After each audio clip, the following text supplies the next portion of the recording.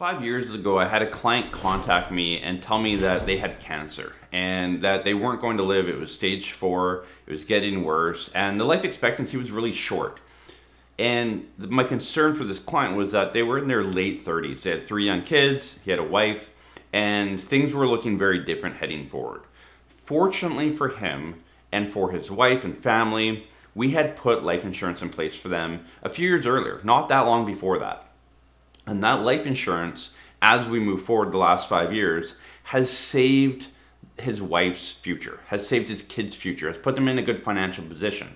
So I want to talk about how do we protect our income, B, the loved ones around us, and the best ways to do that. I know there's a lot of insurance salespeople out there that try and push every product down your throat. I want to kind of debunk that, take it back a step and say, here's how to think about insurance. Here's why you probably need some, and how to look about it, and then also how to go out to market and find a good solution for you. How do you go shop for insurance? Who do you talk to? Who can you trust? And how do you make sure you have the right price and product? So life insurance can be a bit confusing. Again, there's been a lot of salespeople in our industry that have kind of made it sour for you. But take a step back and don't let that deter you from buying life insurance, because you need it. Everyone needs life insurance. If you're making money, people rely on your financial income, or you have some sort of debt, ideally a mortgage. So if you have a mortgage or you make income that people rely on, you need life insurance. So for myself, I have 4 young children,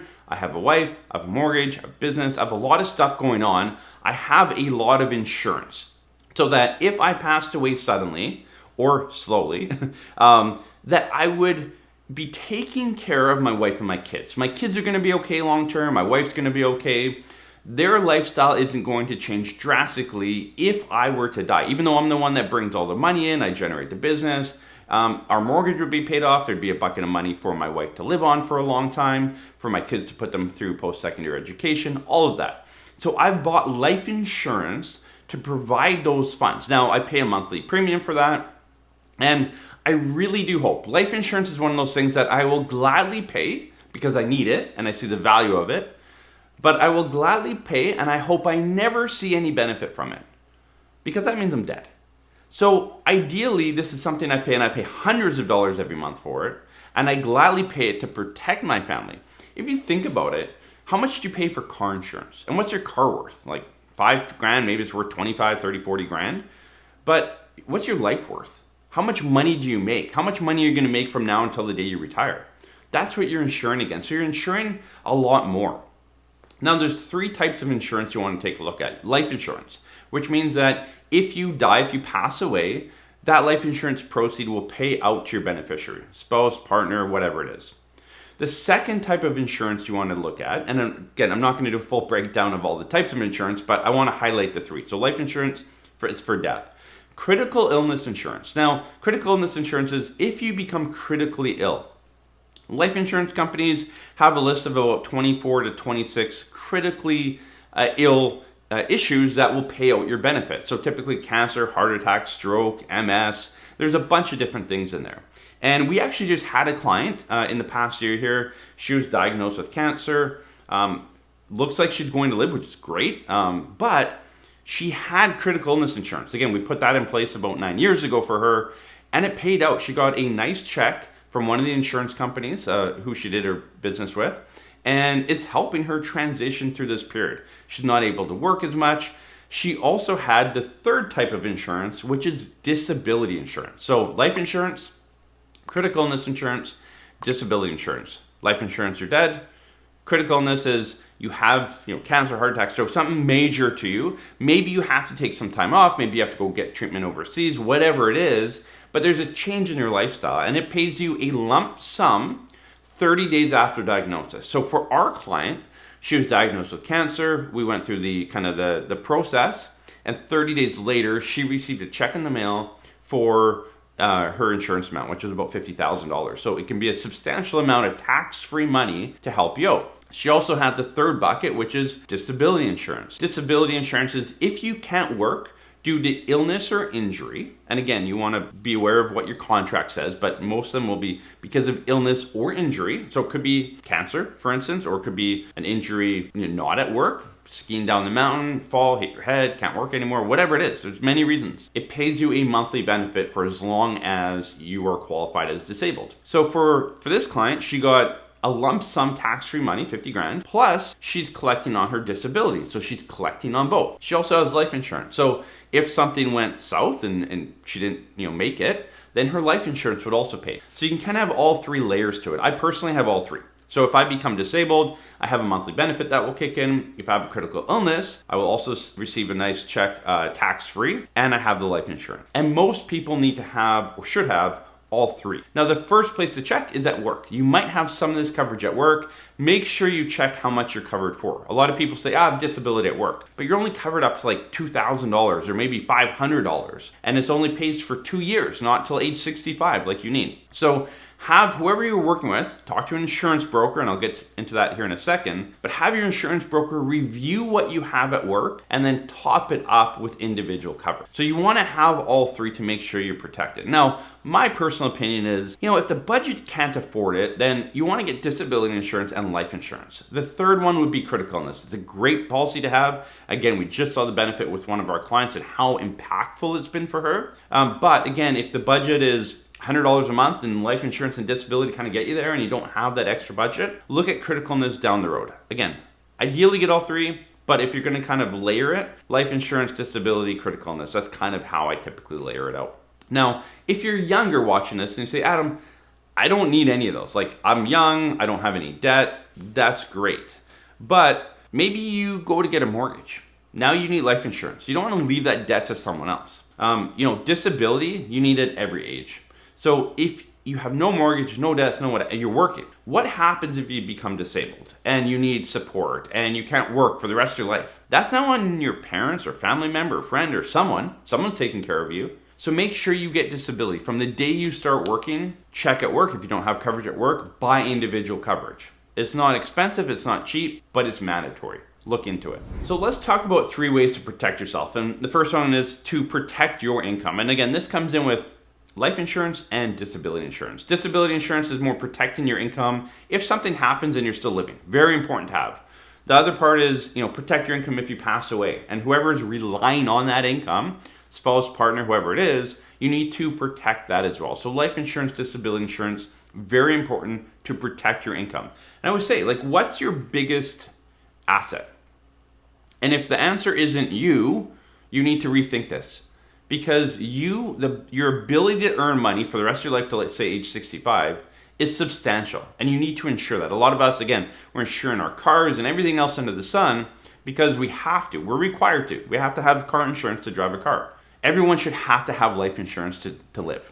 I think it's utterly important. It's massively important to make sure that you have life insurance. So make sure you look into this. So you protected your income. Now you want to protect your life. And this, again, goes back to that life insurance piece. You want to make sure that those loved ones around you, I want to make sure my 4 kids and my wife are well taken care of. That if I were to pass away, they're not having to sell the house and do something totally crazy that isn't what they want, right? So for $100 a month, $200, whatever it is that I pay for the insurance, well worth it to give me that peace of mind that if something happened to me in my control or out of my control, then they're taken care of. The third one you want to talk about is protecting your assets. And this is kind of putting all the insurance I've talked about aside. It's more talking about protecting your home and that kind of stuff. So make sure you have proper home insurance, and if you're renting, valuables insurance. We've had stories here in Langley that for a while there's condo buildings burning down, and I don't know what's going on, but a lot of people didn't have content insurance, and they were renters. Most of the buildings were rental buildings, and they lost everything.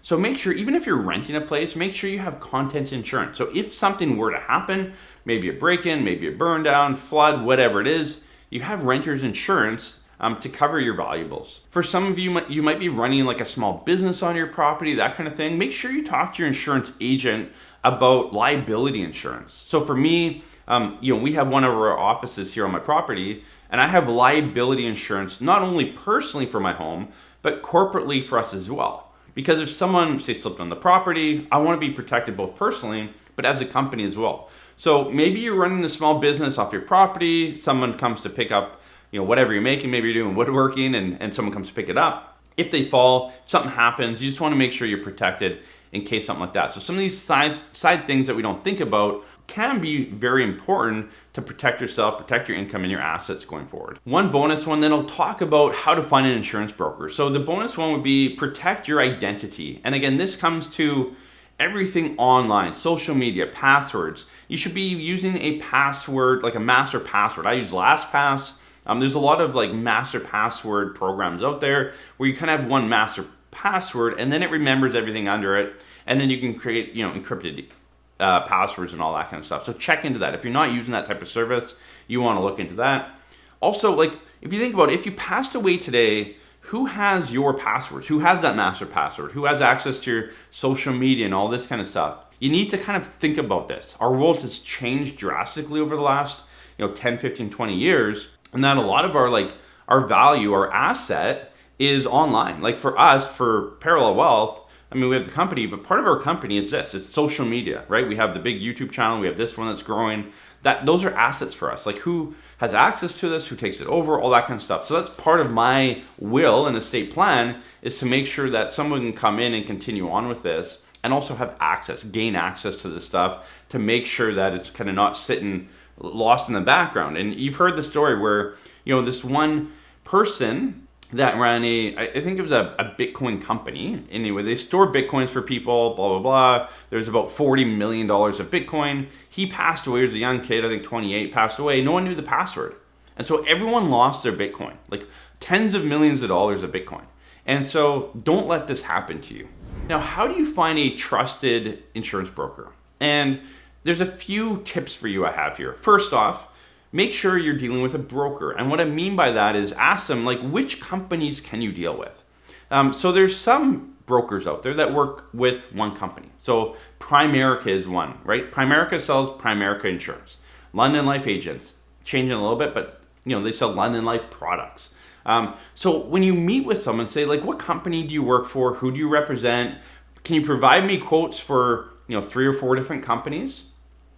A true insurance broker, like our office here, our staff here, we're insurance brokers, which means that when you come to us, we're going to figure out like what's your situation, what you need, how much life insurance, how much disability, all of that. We'll figure out what you need, and then we'll take it to market and we'll shop all the insurance carriers across the board and bring back to you a few options that make the most sense for you.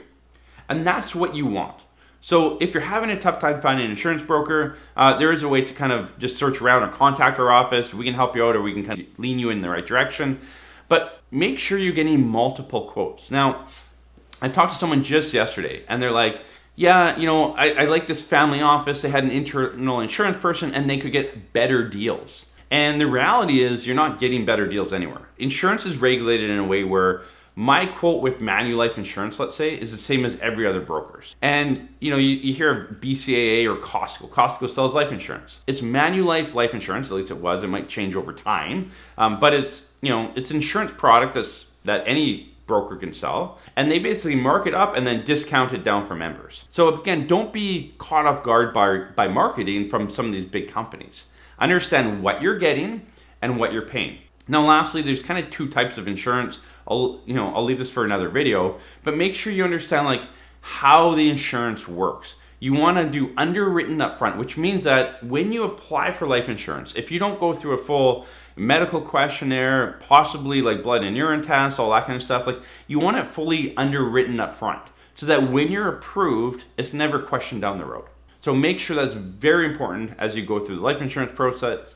Again, contact our office if you have any further questions or if you need help with your insurance, and find a broker that's going to work well for you. Again, this is very important. A lot of people kind of bypass all this, but I've seen it firsthand. Again, we've had many clients over the years pass away, and the insurance they had in place changed the lives, or at least kept the lives going in the fashion they were going for their loved ones and the people they left behind. So make sure you don't forget about this.